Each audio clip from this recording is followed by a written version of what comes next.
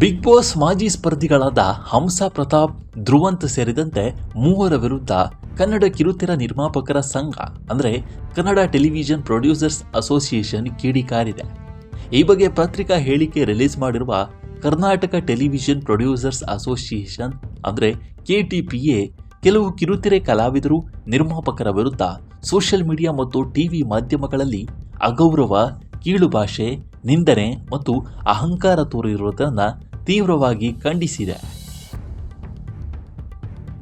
ಹಂಸ, ಧ್ರುವಂತ್ ಹಾಗೂ ನಟ ಹಾಗೂ ಬರಹಗಾರ ಸುಂದರ್ ಎಂಬುವವರಿಗೆ ಎಚ್ಚರಿಕೆ ನೀಡಿದ್ದು, ಕಟ್ಟುನಿಟ್ಟಿನ ಕ್ರಮ ಕೈಗೊಳ್ಳುವುದಾಗಿ ಎಚ್ಚರಿಕೆಯನ್ನು ನೀಡಿದೆ. ಕನ್ನಡ ಕಿರುತೆರೆ ನಿರ್ಮಾಪಕರ ಸಂಘ ಕಿರುತೆರೆಯಲ್ಲಿ ಶ್ರಮಿಸುತ್ತಿರುವ ಎಲ್ಲ ಕಲಾವಿದರನ್ನ ಗೌರವಿಸುತ್ತೆ ಎಂದು ಹೇಳಿದ್ದು, ಆದರೆ ಇತ್ತೀಚಿನ ಘಟನೆಗಳನ್ನು ಸಹಿಸುವುದಿಲ್ಲ ಅಂತ ಸ್ಪಷ್ಟಪಡಿಸಿದೆ.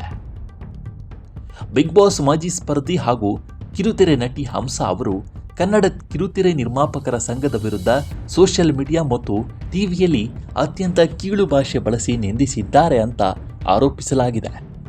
ಯಾವುದೇ ವೈಯಕ್ತಿಕ ಅಥವಾ ವೃತ್ತಿಪರ ಸಮಸ್ಯೆಯನ್ನ ಸಂಘದ ವೇದಿಕೆಗೆ ಬಂದು ಬಗೆಹರಿಸಿಕೊಳ್ಳಬಹುದಿತ್ತು ಎಂದು ಹೇಳಲಾಗಿದೆ. ಇನ್ನು ಕಿರುತೆರೆ ನಟ ಹಾಗೂ ಬಿಗ್ ಬಾಸ್ ಮಾಜಿ ಸ್ಪರ್ಧಿ ಧ್ರುವಂತ್ ಅವರು ಸೋಷಿಯಲ್ ಮೀಡಿಯಾದಲ್ಲಿ ನಿರ್ಮಾಪಕರ ಸಂಘ ಮತ್ತು ನಿರ್ಮಾಪಕರ ವಿರುದ್ಧ ಬಳಸಿದ ಭಾಷೆ ಮತ್ತು ಮಾತಿನ ರೀತಿಯನ್ನ ಕಿರುತೆರೆ ನಿರ್ಮಾಪಕರ ಸಂಘ ಖಂಡಿಸಿದೆ.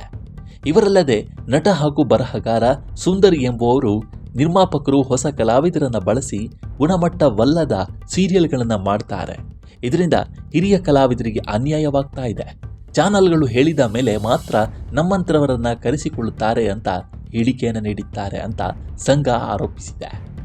ಇಂದಿನ ಹಿರಿಯ ನಟರು ಹಿಂದೆ ಹೊಸಬರಾಗಿದ್ದರು, ಹೊಸಬರಿಗೆ ಅವಕಾಶ ನೀಡುವುದು ಮುಂದುವರಿಯುತ್ತಿದೆ. ಕಿರುತೆರೆ ಚಾನಲ್ಗಳಲ್ಲಿ ವಾಣಿಜ್ಯ ಸಂಸ್ಕೃತಿ ಇಲ್ಲದೆ ನಿರ್ಮಾಪಕರು ಹಲವು ಜವಾಬ್ದಾರಿಗಳನ್ನು ನಿರ್ವಹಿಸಿ ಸಹಾಯಕ ಕಲಾವಿದರನ್ನ ಬೆಳೆಸ್ತಾ ಇದ್ದಾರೆ ಅಂತ ಸಂಘ ಸ್ಪಷ್ಟನೆಯನ್ನು ನೀಡಿದೆ. ಕಿರುತೆರೆ ನಟ, ನಿರ್ದೇಶಕ ಮತ್ತು ನಿರ್ಮಾಪಕ ದಿಲೀಪ್ ರಾಜ್ ಅವರ ಸಾವನ್ನ ಚಾನಲ್ಗಳು, ರೇಡಿಯೋ ಸ್ಟೇಷನ್ಗಳಂತಾಗಿ ನಿರ್ಮಾಣ ಸಂಘ ನಡೆಸುತ್ತಿರುವುದರಿಂದ ಇಂತಹ ಸಾವು ಬರುತ್ತೆ ಎಂಬ ಅರ್ಥದಲ್ಲಿ ಮಾತನಾಡಿದ್ದು ಅತ್ಯಂತ ಅಪರಾಧ ಮತ್ತು ಸಂಪೂರ್ಣ ಬೇಜವಾಬ್ದಾರಿ ಅಂತ ಸಂಘ ತೀವ್ರವಾಗಿ ಖಂಡಿಸಲಾಗಿದೆ.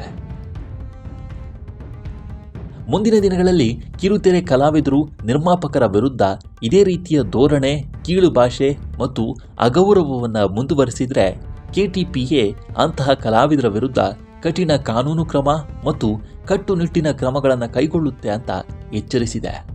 ಇನ್ನು ಈ ಪತ್ರವನ್ನು KTPAಯ ಎಲ್ಲ ನಿರ್ಮಾಪಕರ ಪೂರ್ಣ ಸಮ್ಮತಿಯೊಂದಿಗೆ ಬಿಡುಗಡೆ ಮಾಡಲಾಗಿದೆ ಅಂತ ಸಂಘ ತಿಳಿಸಿದೆ.